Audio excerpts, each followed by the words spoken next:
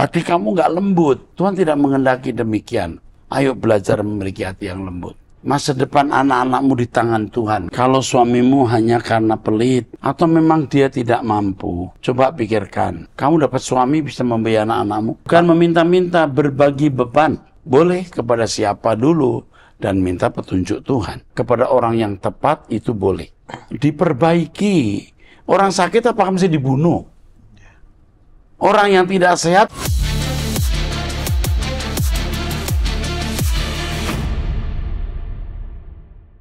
Shalom saudara, kembali kita mengikuti Abam. Kita masuk episode 1140.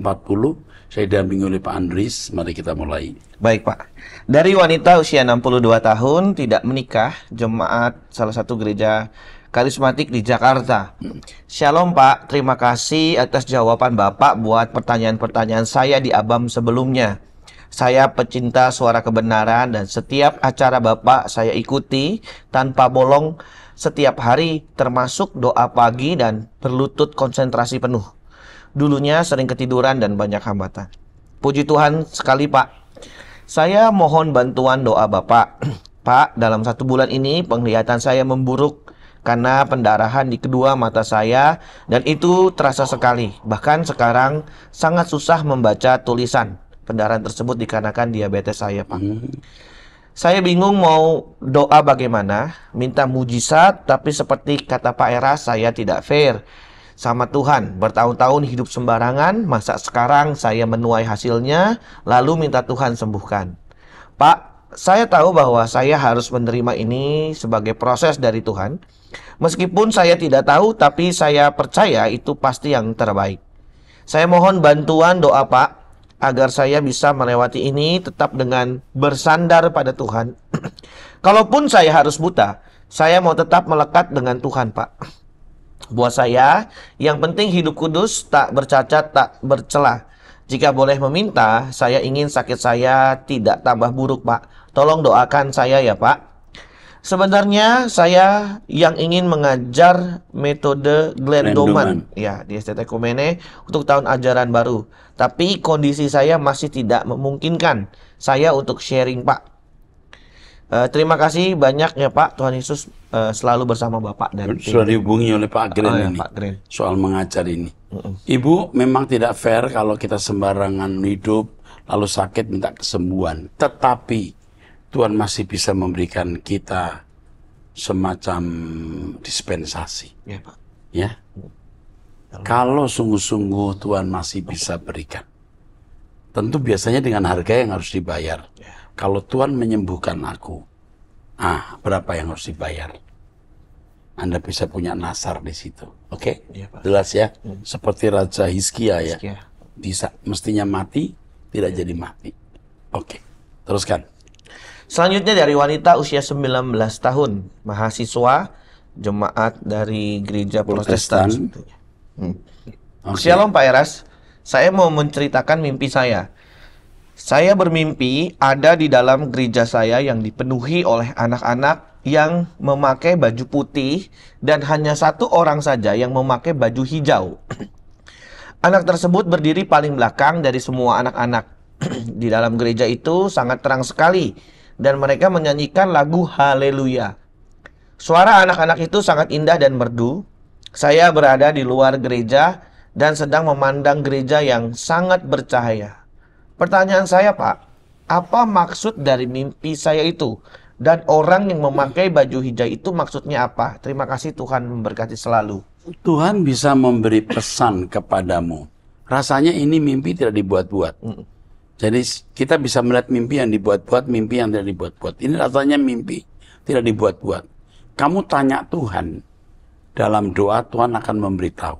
Dan ajaibnya nanti mimpi itu akan terulang lagi. Dan kamu bisa mengenali wajah anak yang berbaju itu, hijau itu siapa. Nanti muncul wajah itu.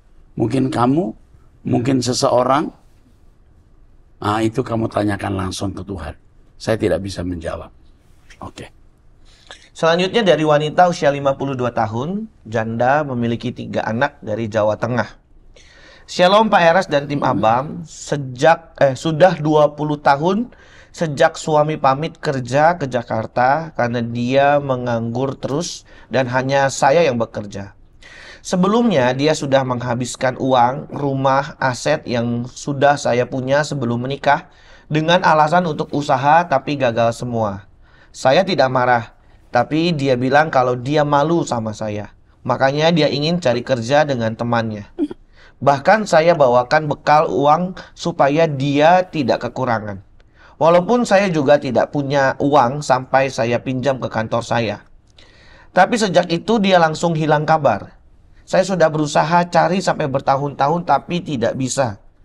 Sejak saat itu saya fokus membesarkan 3 anak yang masih sangat kecil dengan pertolongan Tuhan dan berjuang sendiri tanpa bantuan saudara atau orang lain.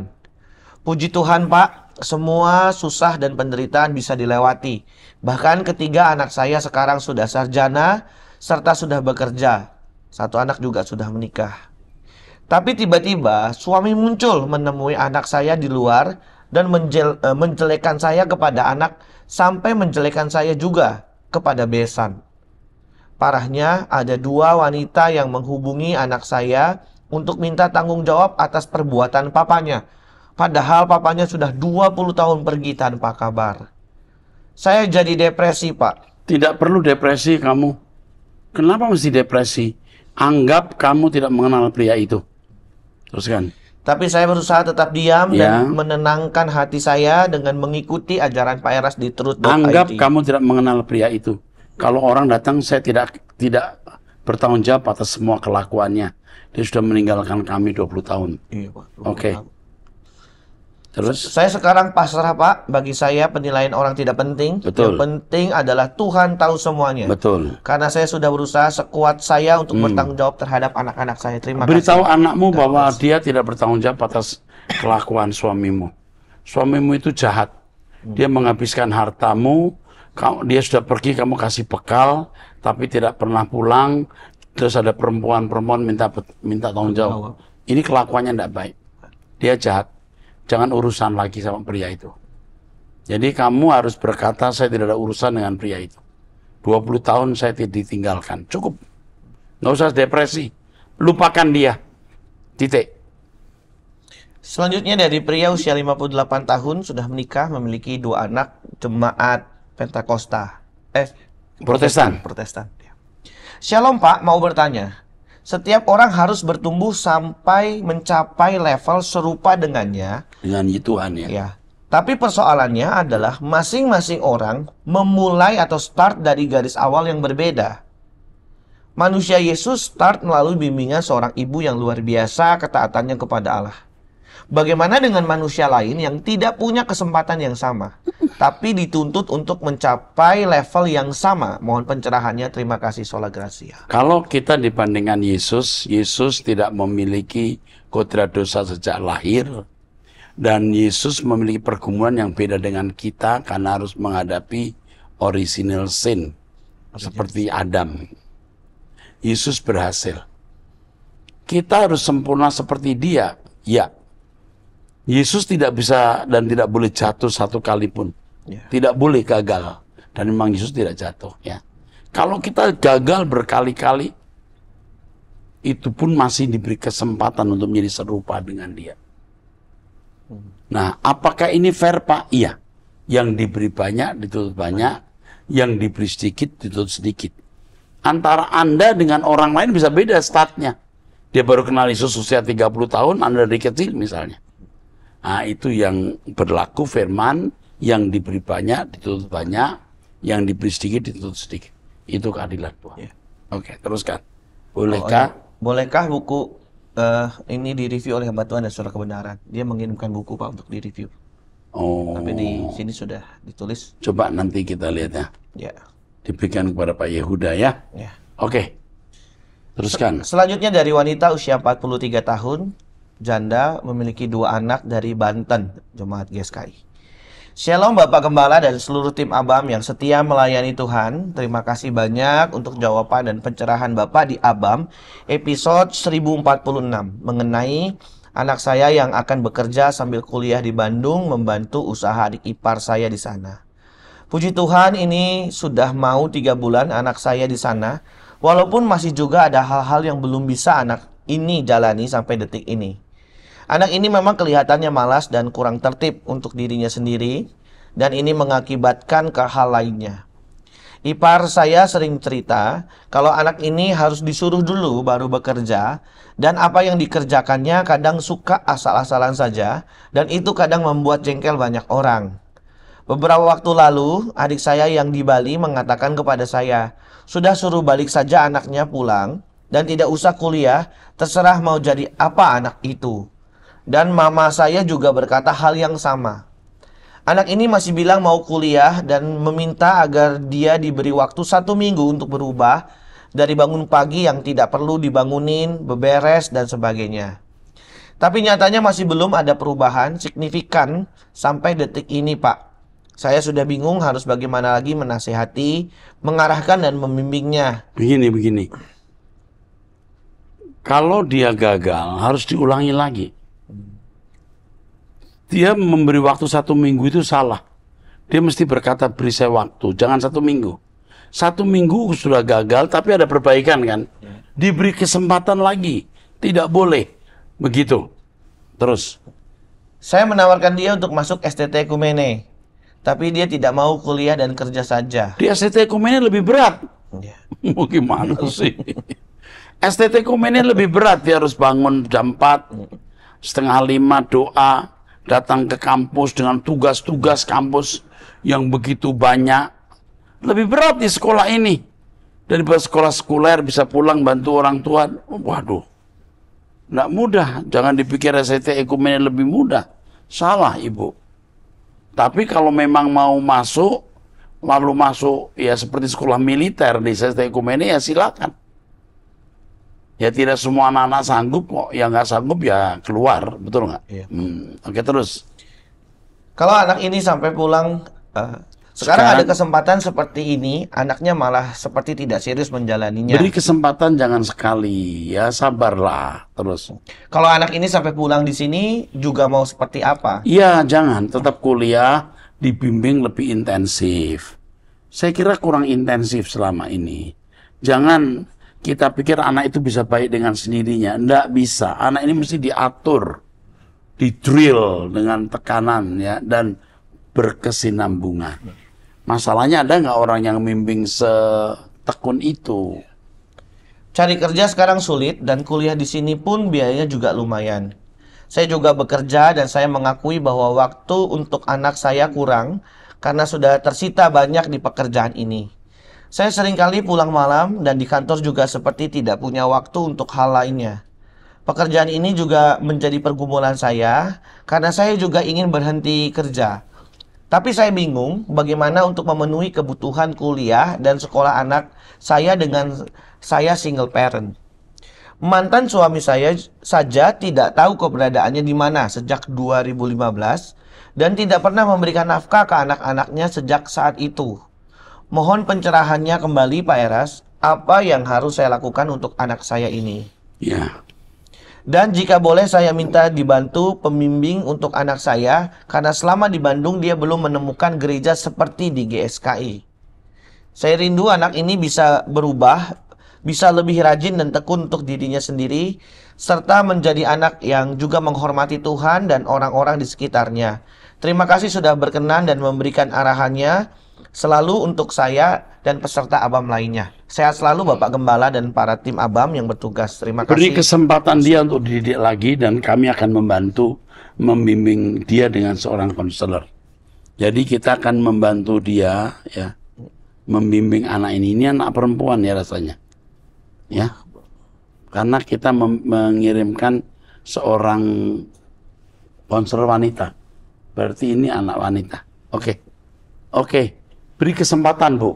Bilang saudaramu, beri kesempatan dia. Pak Eras akan membantu, membimbing, memberikan seorang konselor. Jangan tidak sabar. Kalau tidak sabar, anak ini rusak. Beri kesempatan. Ya. Kalau ada pertanyaan sebelumnya, anak itu begitu nakal dalam teropongan saya, sudah sulit, beritahu. Mama papa tidak sanggup membimbing kamu. Kamu sekarang ke tempat pengasuhan atau kepada saudara dibesarkan. Kalau yang ini masih ada kesempatan. Oke. Selanjutnya dari wanita usia 47 tahun sudah menikah, memiliki 3 anak di Jawa Barat, Jemaat Gereja Injili. Ya. Shalom Pak Eras, saya punya masalah yang tidak ada tuntasnya. Saya mempunyai suami, tapi seperti tidak punya suami.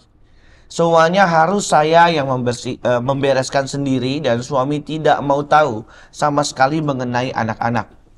Anak kami laki-laki semua, anak pertama kelas 2 SMP, anak kedua kelas 4 SD, dan anak ketiga kelas 3 SD. Kami keluarga dari berbeda agama, saya Kristen dan suami Konghucu. Kami menikah secara agama suami. Suami saya membiayai kami setiap bulannya 2 juta buat semuanya. Sedangkan buat pendidikan anak-anak, kami tidak ada dana sama sekali. Saya merasa seolah-olah tidak ada jalan keluar. Saya mau tanya Pak, kalau hidup rumah tangga seperti ini, apakah masih layak dipertahankan lagi atau tidak? Apakah saya terbilang jahat terhadap anak-anak kalau saya pisah dari papa mereka? Kenapa harus pisah? Kalau suamimu hanya karena pelit, atau memang dia tidak mampu. Lalu kalau sudah pisah, memangnya kamu lebih baik.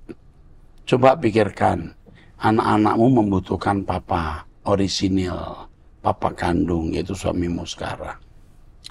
Saya kasihan sama anak-anak, pendidikannya jadi terhambat karena biaya. Apa karena kamu cerai, kamu dapat suami bisa membiayai anak-anakmu? Yang kamu lakukan adalah coba pikirkan bersama untuk membiayai sekolah anak-anak. Ya. Apakah saya salah mencari orang tua asuh untuk meminta bantuan buat pendidikan anak-anak saya? Tidak salah, tapi cerai itu yang salah. Terus? Tapi saya merasa malu Pak, karena anak Tuhan tidak boleh meminta-minta. Mohon penjelasannya Bukan Pak. meminta-minta, berbagi beban. Berbagi beban kepada orang yang tepat itu boleh. Oke. Pertanyaan saya, bolehkah bercerai karena kami menikah beda agama? Iya, sudah menikah jangan dong. Kecuali dia mengendaki perceraian, kata Alkitab. Tapi jangan kita yang mengupayakan perceraian itu. Apakah anak Tuhan boleh meminta bantuan? Boleh kepada siapa dulu dan minta petunjuk Tuhan. Sedangkan di Alkitab dikatakan anak cucu tidak meminta-minta. Ya kalau anak Allah itu orang benar. Kalau tidak benar ya tidak bisa. Tidak bisa memenuhi Alkitab itu. Terus Rumah tangga yang tidak sehat apakah masih layak dilanjutkan Pak? diperbaiki. Orang sakit apakah mesti dibunuh? Orang yang tidak sehat apakah harus dibunuh? Disembuhkan. Kenapa kamu begitu sih? Usianya 47 tahun ya. Iya Pak. Jangan, kamu juga dominan. Hati kamu nggak lembut. Tuhan tidak mengendaki demikian. Ayo belajar memiliki hati yang lembut. Masa depan anak-anakmu di tangan Tuhan. Kalau kamu salah melangkah, bahaya. Ya, oke. Selanjutnya dari wanita usia 62 tahun dari Banten, Jemaat GSKI Online. Ya. Shalom Pak, saya selalu mengikuti semua ibadah online, termasuk doa pagi, wanita surgawi, suara kebenaran, dan semua kegiatan yang Pak Erastus lakukan. Hari Minggu saya ibadah dari jam 7 WIB di GSKI Perdatam, jam 8 di GSKI Gajah Mada, dan dilanjutkan ke GSKI Pluit dan GSKI Mall Arta Gading. Luar biasa ya. Terus. Sebelum tidur saya sering mendengarkan komunitas kebenaran di YouTube dan kadang juga melalui TV. Ya. Dulu saya aktif ibadah di salah satu gereja karismatik. Ya. Tapi berhubung kurang cocok dengan pengajarannya, saya semenjak pandemi saya sudah tidak lagi beribadah di tempat tersebut. Iya, itu teologi kemakmuran. Iya. Tidak membawa orang kepada keselamatan sejati. Saya sudah tidak tertarik lagi mendengarkan khotbah pendeta lain, termasuk lagu-lagu dari gereja yang lama, karena rasanya aneh. Saya sangat fanatik dengan pengajaran Pak Erastus, walaupun Bapak dibilang sesat, tetapi saya tidak terpengaruh sedikit pun. Saya memiliki anak berkebutuhan khusus yang suka mengamuk. Saat ini anak saya sudah minum obat dan juga berobat ke psikiater. Sebelumnya saya sudah pernah dikonseling oleh salah satu konselor. Tapi saya ingin agar anak saya didoakan pelepasan oleh Bapak Pendeta Dr. Erastus Sabtono. Ya, coba doakan, nanti dihubungi untuk didoakan.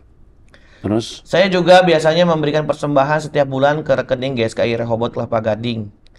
Mulai bulan Juli 2024, saya akan berkomitmen memberikan persembahan ke Rehoboth Foundation. Dia memberi persembahan 5 juta. Lalu untuk Rehoboth Foundation 2 juta, gitu ya. Iya, Pak. Terima kasih Ibu untuk persembahannya. Tuhan pasti tidak mempermalukan Ibu, ya. Oke. Teruskan. Selanjutnya dari wanita usia 24 tahun di Jawa Barat. Shalom Pak Pendeta Erastus dan seluruh tim ABAM. Puji Tuhan, saya terpanggil untuk melakukan pelayanan misi ke daerah-daerah non-Kristen. Saya memang masih kurang bahan tentang hal itu. Jadi saya mohon untuk dibimbing tentang bagaimana mengabarkan Injil kepada orang-orang non-Kristen. Iya. Saya juga mau bertanya Pak, di dalam pelayanan, apakah penting untuk menikah? Apalagi karena saya di dunia misi. Meskipun saya belum punya pacar, tapi saya mau bertanya saja. Terima kasih, God bless you. Ya, menikah atau tidak menikah, buat kamu penting atau tidak penting, tergantung bagaimana pimpinan Tuhan. Iya. Kalau Tuhan menghendaki kamu menikah, menikahlah. Kalau Tuhan tidak menghendaki kami menikah, tidak menghendaki ya, jangan menikah. Oke? Kalau pekerjaan kamu misi, menikah dengan seorang pasangan itu bagus. Masalahnya suamimu kalau punya pekerjaan, kamu harus ikut suami. Kecuali suaminya suamimu mau ikut kamu. Ya. Tapi kalau suamimu bisa mendukung kamu misi, lebih bagus. Nah, semua harus dikembalikan kepada Tuhan dan minta bimbingan Tuhan. Oke. Selanjutnya dari pria usia 18 tahun, pelajar di Banten, Jemaat GSKI. Shalom Pak Eras, saya ingin bertanya. Sebelumnya saya ingin bercerita mengenai cara saya memandang apa yang baik dan benar dalam menyikapi orang. Saya selalu saja dimanfaatkan karena terlalu mudah untuk bersimpati dengan orang lain. Sampai berempati tanpa harus berpikir panjang untuk mempertimbangkan kemampuan saya terlebih dahulu. Saya pernah mendengar ayat Alkitab, cerdik seperti ular dan tulus seperti merpati. Tapi saya tidak tahu bagaimana membuat kondisi tersebut seimbang.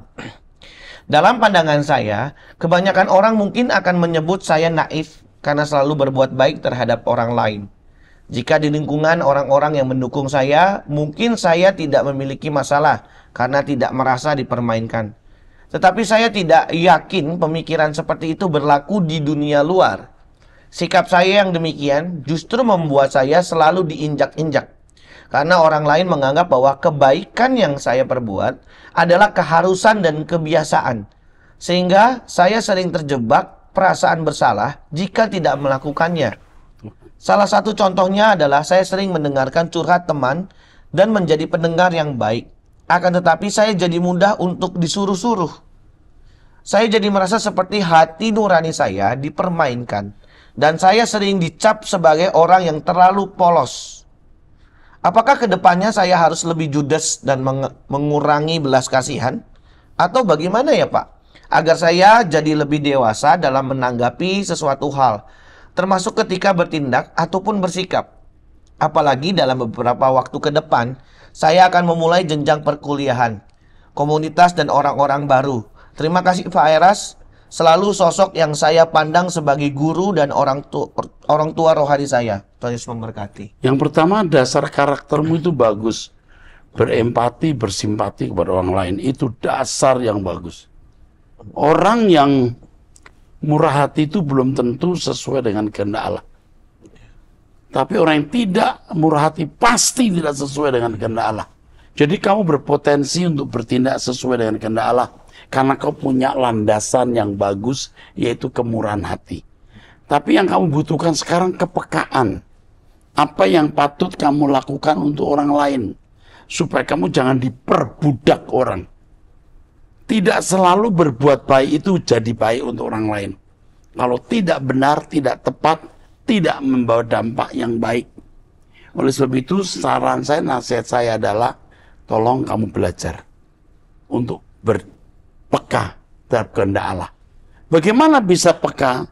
Kamu rajin berdoa, nanti kamu peka dengan sendirinya. Pasti. Berjalanlah dengan Tuhan. Saya pernah punya kasus seperti kamu. Begitu murah hati terhadap orang, lalu saya berpikir, jadi apa dengan keadaanku seperti ini? Tapi hari ini saya melihat bahwa ternyata saya tidak hancur. Ya sempat saya berpikir, jadi apa ya kalau begini terus? Tapi nyatanya hari ini aku bisa eksis. Ya, Tuhan berkati. Oke. Selanjutnya dari wanita usia 41 tahun, janda cerai mati, memiliki 2 anak dari Kalimantan Selatan, Jemaat Gereja Karismatik. Ya. Shalom Bapak Rohani yang saya kasihi, saya izin bertanya ya Pak. Ya. Semenjak suami saya meninggal, kadang saya merasa sangat lelah sekali karena tidak ada lagi yang membantu saya dalam mengurus anak dan pekerjaan rumah. Saya sekarang tinggal di rumah mama.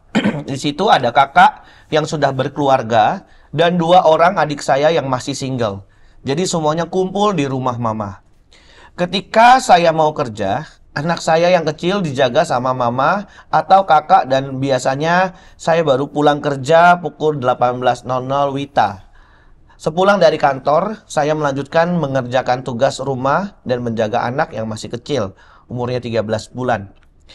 Ketika sudah kelelahan, kadang muka saya tidak sejahtera, dan itulah yang membuat saya berselisih dengan kakak dan mama. Saya tidak ada niat untuk mengecewakan mereka, tapi suasana hati saya kadang-kadang berubah dikarenakan merasa capek. Padahal saya setiap hari mendengar khotbah Bapak, bahkan mengikuti doa pagi meskipun tidak bisa fokus karena harus menyiapkan makanan untuk anak, mengerjakan pekerjaan rumah, dan lanjut pergi kerja. Saya kadang merasa bersalah dan berdosa kepada Bapa di surga karena apa yang saya lakukan tidak berkenan di hadapan Bapa. Mohon pencerahannya Pak, apa yang harus saya lakukan? Kiranya Bapa di surga senantiasa memberkati Bapak dalam setiap pelayanan yang Bapak lakukan dan tim Abam semuanya. Amin. Satu saja, kamu menguasai diri. Kamu capek, lelah, kamu berantakan, kusut.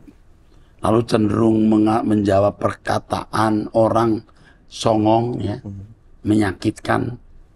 Yang kamu butuhkan hanya pengendalian diri. Doa setiap pagi bagus, tetapi pengendalian diri setiap menit harus kamu lakukan. Ingat, pengendalian diri. Diam, diam, diam. Ya. Lalu kamu bersikap teduh. Roh Kudus akan menolong kamu. Berat perjalananmu. Tapi Tuhan tidak memberikan pencobaan melampaui kekuatanmu. Pasti kamu bisa. Dan suatu hari kamu bisa melihat anak-anakmu diberkati. Dan kamu menjadi wanita yang agung, terhormat, memuliakan Allah. Dan masuk ke dalam kerajaan surga. Amin. Kami mengasihi kamu. Selanjutnya dari wanita usia 50 tahun, sudah menikah, memiliki 2 anak dari Banten, Jemaat Gereja Karismatik. Shalom Bapak Erastus yang terkasih, saya hanya ingin mengucapkan banyak terima kasih untuk pelayanannya yang sungguh sangat memberkati kami semua. Sungguh Pak, saya belum pernah melihat hati seorang gembala yang sungguh-sungguh mengasihi jiwa-jiwa terhilang. Bahkan saya melihat kasih Allah Bapa dalam diri Bapak Eras. Lewat pengajaran yang Bapak berikan, saya sangat diubahkan sehingga cinta mula-mula kepada Allah kembali bersemi. Setiap saat hati ini rasanya ingin menyembah, memiliki kerinduan yang hanya mengutamakan hati Bapa saja. Walaupun saya masih kurang berjuang karena masih jatuh bangun. Jangan pikirkan... Walaupun saya masih harus berjuang. Walaupun saya masih harus berjuang karena masih jatuh bangun. Ya. Jangan pikirkan orang yang membuli Bapak. Karena belum tentu kehidupan mereka lebih benar daripada Bapak. Dan menjadi berkat bagi orang di sekitar mereka, sekeliling mereka. Kami selalu mendoakan Bapak sehat selalu dan semakin banyak jiwa yang dibawa ke langit baru, bumi baru. Allah Bapa memberkati Bapak dan tim Abam. Oh, puji Tuhan. Luar biasa ya ini kepada Meli, usia 50 tahun. Terima kasih Ibu untuk dukungannya. Saya sangat menghargai dukungan Ibu untuk saya. Dukungan Ibu akan berarti buat saya, ya. Terima kasih. Saudara, kita akhiri episode ini. Saya bertemu di episode yang akan datang. Tuhan berkati.